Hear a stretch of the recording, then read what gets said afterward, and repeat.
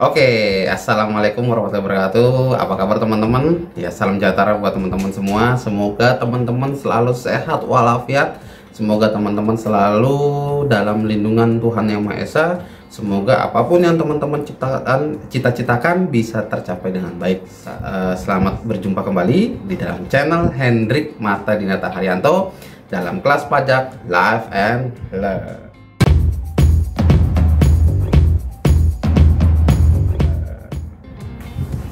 Oke teman-teman, jadi alhamdulillah ya, hari ini kita masih diberikan kesempatan oleh Tuhan Yang Maha Esa, Allah Subhanahu wa Ta'ala, bahwasannya kita masih bisa nih bertemu dalam channel ini dalam video singkat kita. Dan hari ini kita akan membahas tentang kelas pajak gitu ya. Jadi teman-teman, luar biasa sekali gitu ya rekan-rekan ya, kita sudah bertemu dalam kelas kita yang kedua nih rekan-rekan. Jadi hari ini tentunya harapan saya kita bisa melanjutkan ya kelas kita yang kemarin kan gitu kan. Jadi semoga kelas kita tetap istiqomah. Makanya rekan-rekan saya sangat membutuhkan dukungan dari teman-teman. Tolong di subscribe channel saya, tolong di komen, tolong di like, dan tolong di share. Jadi sebelum Anda menonton lanjutan dari channel saya hari ini, tolong di subscribe dulu ya. Dan jangan lupa nyalain tanda notifikasinya biar Anda bisa menyaksikan video-video seru selanjutnya, video-video konten edukasi yang bermanfaat gitu ya dalam channel Hendrik Marta Dinata Haryanto gitu ya. Baik rekan-rekan, jadi seperti yang kita tahu bahwa kemarin kita sudah membahas tentang apa sih pajak secara umum gitu ya, bahwasanya kita secara posisi kita sebagai warga negara, kita itu punya kewajiban untuk membayar pajak gitu ya. Dan membayar pajak itu kita sudah tahu bahwa kita bukan cuma sekedar dipotong atau bukan cuma sekedar harus setor tanpa kita mendapatkan apapun gitu ya. Memang betul sih secara artinya di undang-undang bahwa pajak itu adalah iuran wajib dari warga negara kepada negara gitu kan, yang sifatnya memaksa dan tanpa mendapatkan kontraprestasi secara langsung.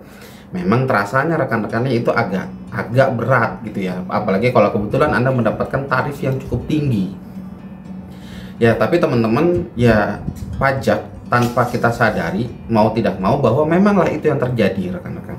Kenapa? Karena pajak itu kurang lebih adalah salah satu pendapatan negara yang bisa negara manfaatkan secara cepat. Maksudnya saya bukan bicara bahwa kesannya kita ini sedang dieksploitasi, bukan. Banyak sekali rekan-rekan sumber pendapatan negara Indonesia, mulai dari sumber dayanya yang luar biasa, alamnya yang sungguh kaya gitu ya.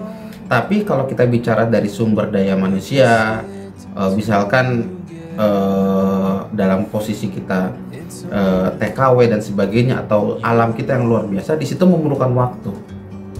Dan mungkin waktunya nggak pendek, perlu panjang ya, memanfaatkan emas dan sebagainya, perlu ada pengolahan dan seterusnya. Memang saya bukan ahli di bidang itu, cuman ini secara pemikiran saya, logikanya begitu. Namanya kita ingin memproses alam, tentunya perlu waktu. Dan tapi negara kita rekan-rekan membutuhkan pembiayaan setiap hari ya, yang nggak bisa menunggu dari proses-proses itu. Nah kebetulan kita sebagai warga negara, dan memang ketentuan perpajakan itu sudah dikenal lama ya. Undang-undang pertama kali undang-undang di Indonesia ada itu kan mulai dari tahun 70-an itu sudah ada gitu rekan-rekan ya. Nah pertama ada undang-undang kontrak karya, lalu baru muncullah undang-undang PPH dan seterusnya. Dan itu sudah lama, bahkan dari umur zaman Belanda dulu sudah ada pajak sebenarnya, walaupun konsepnya masih belum seperti sekarang, belum selengkap sekarang. Dan kalau sekarang kan memang tujuannya satu ya, dipakai untuk kemakmuran rakyat Indonesia. Nah tapi mau tidak mau ya, memang kita harus membayar pajak, karena pajak itu kewajiban kita. Seperti yang sudah kita sepakati di video kita kemarin, bahwa pajak itu bukan cuma sekedar setoran, tapi untuk membangun negara kita nih rekan-rekan. Saya yang bicara seperti ini bukan berarti sangat ingin atau kesannya saya pro pemerintah sekali, bukan ya rekan-rekannya. Tapi di sini kita netral nih, kita lagi berdiskusi. Cuman saya ingin menyampaikan bahwa sesungguhnya negara kita itu selalu kita berprasangka yang baik kepada negara kita, karena kita lah yang harus mencintai negara kita ya. Siapa lagi yang bisa mencintai negara kita gitu kan? Bahwasanya pajak itu sangat dibutuhkan, bukan dalam rangka memperkaya mereka mungkin yang punya niatnya buruk, tapi untuk memperkaya kita semua, negara kita, agar kita bisa independen gitu ya, agar negara kita bisa berjalan dengan baik, agar negara kita bisa menjalankan operasional pemerintahannya dan seterusnya. Disitulah diperlukan pajak. Dan secara aturan rekan-rekan, pajak itu mendukung 70% kurang lebih dari APBN negara setiap tahunnya. Luar biasa rekan-rekan. Dan kalau mungkin saya jadi pemerintah negara kita tapi kayaknya sih nggak mungkin banget ya orang seperti saya jadi pemerintahan, jadi pemimpin negara kita gitu ya. Ya mana tahu, ini lagi berandai-andai gitu ya. Dan kalau saya jadi pemimpin negara kita atau jadi salah satu anggota pemerintahan negara kita, mungkin memang saya akan berpikir pajak itu yang paling mungkin untuk kita manfaatkan, untuk dimanfaatkan demi kemakmuran negara. Kata kuncinya di situ. Dan kita sebagai warga negara harus mengawasi, harus mengkritisi kalau memang itu tidak diperoleh atau tidak digunakan untuk kemakmuran negara kita. Nah, disitulah kita poin-poin harus kita kritisi. Tapi dalam rangka perpajakan itu untuk kemakmuran negara, kita nggak boleh suzon ya rekan-rekan. Kita harus selalu berprasangka baik bahwasanya negara kita itu memang seperti itu. Ya tentunya kita pengen negara kita, Indonesia yang kita cintai ini berjalan dengan makmur gitu ya. Salah satunya kita dukung dengan apapun yang bisa kita dukung ya. Memang dalam konsep hari ini yang paling dibutuhkan untuk mendukung negara kita, selain kita jangan berprasangka buruk, jangan menebarkan hal-hal atau hal-hal yang memprovokasi negara kita, tapi kita pun juga harus bisa membayar pajak sekuat Anda. Ingat rekan-rekan, saya berpendapat bayarlah pajak sekuat Anda. Ya, yang bisa mengukur kekuatan itu Anda sendiri. Resiko dan keuntungannya pasti Anda sendiri juga yang nanggung, gitu ya. Paling ya kalau misalkan pun Anda tidak hati-hati atau tidak bijaksana, ya tentunya resikonya akan makin besar yang bisa kita hadapi. Tentunya kita nggak berharap begitu rekan-rekan. Oke rekan-rekan, jadi setelah kita sepakat nih, kita anggap kita sepakat bahwa pajak itu memang penting dan bukan cuma sekedar diambil negara untuk dikorupsi gitu ya. Tapi kita yakin bahwa negara mengambil pajak kita itu benar-benar untuk kemakmuran negara kita. Nah sekarang kita, rekan-rekan, kita tahu bahwa kita nih harus bayar pajak dengan aturan yang sudah ada. Ingat rekan-rekan, dengan aturan yang sudah ada dan disebutkan dalam aturan itu, pajak itu sifatnya wajib dan memaksa. Nah, rekan-rekan, untuk menjalankan kewajiban perpajakan kita, agar kita bisa menjalankannya dengan baik dan benar, saya punya beberapa saran yang bisa sarankan kepada Anda nih. Ya, sarannya apa? Tunggu di channel saya selanjutnya. Waduh, lama banget ya, masih minggu depan lagi nih, gitu ya. Enggak dong, tentunya akan kita bahas sekarang. Jadi, yang bisa kita jalankan nih rekan-rekan, saran saya yang pertama, gitu ya. Anda rekan-rekan sebagai calon taxpayer atau sudah menjadi taxpayer, yang harus kita lakukan pertama adalah memahami peraturan pajak dengan baik dan benar. Wah, gitu rekan-rekan. Oke, jadi kenapa harus peraturan pajak dulu nih yang paling pertama? Rekan-rekan, tidak ada tawar-menawar lagi. Rekan-rekan, tidak ada hal-hal yang diperdebatkan lagi, bahwa peraturan pajak itulah yang paling penting yang harus Anda pahami paling pertama. Kenapa rekan-rekan? Karena gini, kita betul oleh negara kita diperintah untuk membayar pajak. Betul ya, oleh negara kita, oleh pemimpin negara kita, kita berdasarkan undang-undang ya kita diperintah untuk membayar pajak. Tapi rekan-rekan, kalau itu cuma sekedar kata-kata, misalkan pemimpin negara kita bilang gini, ayo warga negara Indonesia, ayo bayar pajak, tapi nggak pernah ada bukunya, nggak pernah ada yang ditulis, nggak pernah ada tata caranya. Apakah Anda akan bayar pajak? Pasti enggak, karena Anda akan tidak merasa, ya paling itu Anda cuma merasa cuma angin lalu saja gitu ya. Dan kalaupun Anda benar, kita pemimpin kita suruh bayar nih, Anda bingung, Anda juga tetap akan kebingungan. Kenapa? Bagaimana caranya? Karena tidak pernah ada di bukunya. Nah jadi rekan-rekan, pajak dalam kondisi saat ini menjadi wajib, atau bahkan sudah dari puluhan tahun yang lalu menjadi wajib dan bisa dipaksakan kepada kita warga negara karena sudah ada undang-undangnya. Undang-undang itu berarti apa? Dalam sama dengan atau dalam tanda kurung atau dalam sinonimnya, undang-undang adalah peraturan pajak gitu. Ya, jadi undang-undang sama peraturan pajak itu sama ya rekan-rekan. Ya, jadi itulah yang harus kita pahami. Karena kalau Anda menjalankan peraturan pajak berdasarkan logika Anda sendiri, tentunya nggak bisa. Nggak bisa. Kata peraturan 1 tambah 1 2. Tapi Anda bisa bilang enggak, 1+1 itu kita, gitu ya.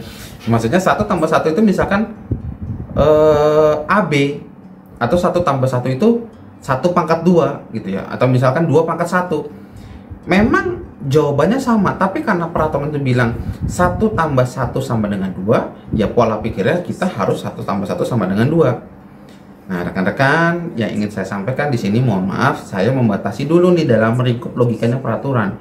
Kalau kita bicara apa yang terjadi di lapangan, mungkin teman-teman sudah pernah menyaksikan channel saya waktu saya bilang, waduh, ketemu pemeriksa nih, apa yang harus kita lakukan. Nah, bicara di lapangan, itu bisa berkembang jauhnya rekan-rekannya, bisa berkembang jauh. Tapi itu nanti kita akan masuk ke titik itu pelan-pelan ya. Kita akan masuk ke titik itu pelan-pelan, dalam artiannya kan kemarin kan saya menceritakan pengalaman saya bagaimana sih kalau kita ketemu pemeriksa. Mungkin teman-teman bingung, loh kok ketemu pemeriksa tuh suruh ngobrol-ngobrol, apa yang diobrolin, bukannya diobrolin peraturan aja gitu ya. Nah, di kelas kita khusus kelas untuk kelas perpajakan ini, kita akan membahas itu sedikit demi sedikit, makin lama makin meningkat. Bagaimana masuk dari sekarang kan kita bicara teknis dulu nih rekan-rekan, kita bicara dasar dulu, nanti lama-lama kita akan bicara teknis, lalu lama-lama kita akan bicara strategi. Kurang lebih begitu ya rekan-rekannya skemanya. Nah, kembali ke pembahasan kita di sore hari ini rekan-rekan. Nah, kenapa saya bilang sore ya, karena saya di sini sudah jam 5 sore gitu ya. Nah, mudah-mudahan teman-teman semua yang beragama Islam atau beragama Muslim sudah sholat asar ya. Dan rekan-rekan mohon maaf, ini ada Stella ya, ini pengharum ruangan saya. Ini saya bukan di endorse ya, ini saya beli sendiri nih. Tapi kalau Stella mau endorse silakan. Gitu ya rekan-rekan ya. Jadi karena peraturan itu yang menjadi dasar utama, ya mau tidak mau kita harus paham. Pahamnya sepaham-pahamnya rekan-rekan. Ya pahamnya itu sepaham-pahamnya, harus Anda harus sangat memahami itu. Kenapa rekan-rekan? Karena gini, peraturan itu punya sifat-sifat ya, peraturan itu punya sifat. Sifatnya apa? Yang pertama, yang kuat itu mengalahkan yang lemah. Peraturan pajak itu yang kuat mengalahkan yang lemah. Yang baru mengalahkan yang lama, gitu rekan-rekan. Jadi contoh begini, contoh di tahun 2020 kemarin kan muncul Undang-Undang Cipta Kerja ya. Dalam Undang-Undang Cipta Kerja itu mengganti beberapa peraturan yang ada di dalam Undang-Undang Ketentuan Umum Tata Cara Perpajakan, Undang-Undang PPH, Undang-Undang PPN gitu ya. Itu diganti. Nah, kalau sudah muncul penggantinya, rekan-rekan, ya tentunya kita sudah tidak bisa lagi memakai peraturan yang lama karena sudah ada penggantinya tuh. Per tanggal, per waktu peraturan itu diganti, kita sudah tidak perlu lagi membahas yang lama itu. Langsung kita pakai yang terbaru, rekan-rekan. Lalu, apa yang dimaksud dengan yang disebut dengan yang kuat itu mengalahkan yang lemah? Contoh gini rekan-rekan, saya yakin sekali teman-teman di sini yang menyaksikan channel saya sekarang mungkin sudah ada yang jadi praktisi pajak. Pasti sangat banyak yang jadi konsultan pajak dan tentunya sangat banyak yang jauh lebih paham dari saya ya. Pasti pernah bersinggungan dengan pernah bersinggungan dengan peraturan petugas-petugas pajak dong. Pasti pernah dong bersinggungan dengan petugas-petugas pajak. Nah, misalkan begini, misalkan Anda dibilang oleh petugas pajak, Pak Hendrik, Anda itu salah menurut undang-undang. Menurut undang-undang, apa yang sudah Anda jalankan sampai saat ini itu salah. Gitu ya. Tapi ternyata saya sebagai wajib pajak tentunya nggak akan bilang, oh iya Pak, maaf Pak, nggak langsung begitu dong. Pasti kita akan berusaha mendefense diri kita dulu dong. Oh enggak Pak, saya menjalankan itu berdasarkan peraturan Dirjen Pajak. Sedangkan undang-undang di sini, nih rekan-rekan, peraturan Dirjen Pajak di sini. Jadi kira-kira siapa yang paling tinggi kekuatannya dalam strata urutan peraturan? Ya tentunya kita bisa bicara undang-undang, karena undang-undang itu adalah peraturan yang paling tinggi. Nah, maka itu rekan-rekan, kalau misalkan nih Anda bertemu dengan petugas pajak dan Anda kebetulan dalam kondisi harus berdebat dan Anda berdebatnya aturan, siapa kira-kira dalam kondisi yang saya bagikan tadi, itu siapa yang akan menang? Yang akan menang tentunya adalah posisi petugas pajak, gitu rekan-rekan. Kenapa sih petugas pajak? Ya karena petugas pajak punya dasar undang-undang, sedangkan Anda punya dasarnya cuma perdirjen, sedangkan perdirjen itu posisinya di bawah undang-undang, gitu rekan-rekan. Nah, nanti pada saat di lapangan kondisi itu bisa lebih dinamis lagi. Kenapa? Karena mungkin Anda melakukan kesalahan, ada dasar-dasarnya, ada histori-histori yang Anda sampaikan.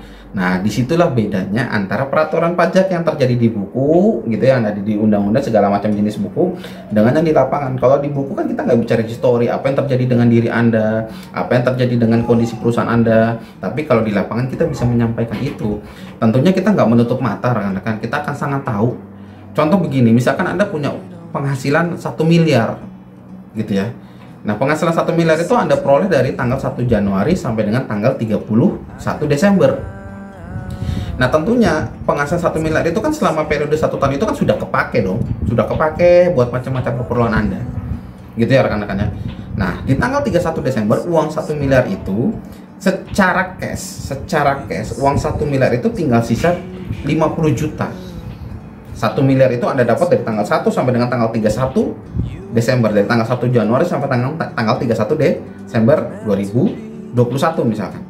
Nah, di tanggal, kalau misalkan kita lihat selama 1 tahun pajak 2021, Hendrik dapat uang berapa? 1 miliar. Gitu ya. Tapi secara cash di tanggal 31 Desember uang Hendrik tinggal berapa? 50 juta. Anda memahami perbedaannya ya antara pengakuan pendapatan dengan yang Anda punya secara cash nih.